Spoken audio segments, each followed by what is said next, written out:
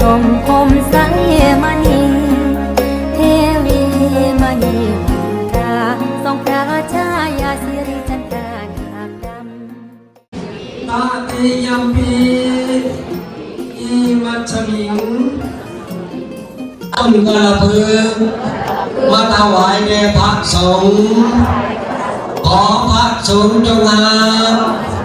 กันหักแล้วจงทรงการกุศล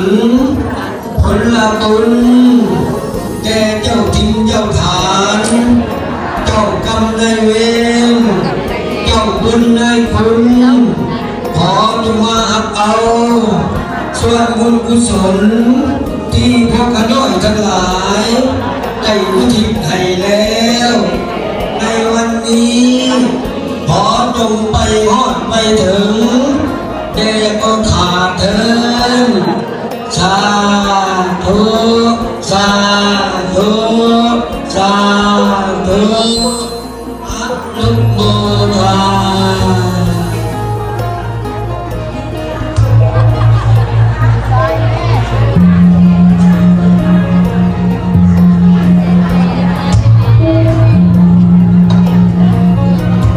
สาธุจงเด้อสาสาธุ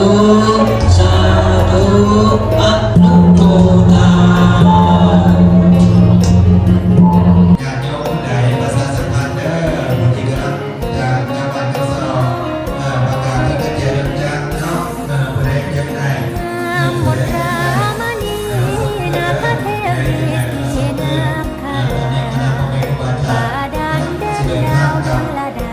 ชอบทำเมตตาบารมีแห่งองค์ทรงนำน้ำชื่นที่รมในตาชื่นชมคมใสมณีเทวีม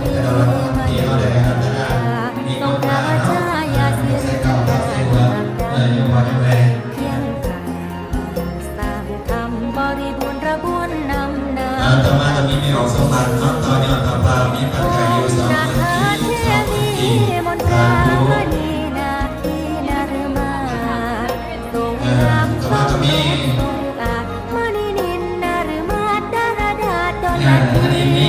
นาคียาแห่งพระบารมีนาคเป็นมาตอนนี้มามีปัจจัยอยู่20,000 กีสาธุต่อมาจะแม่สิให้เนาะอันนี้เนาะต่อมาจะมีไม่ออกอันนี้เนาะในครอบครัวเป็นในวันต่อยอด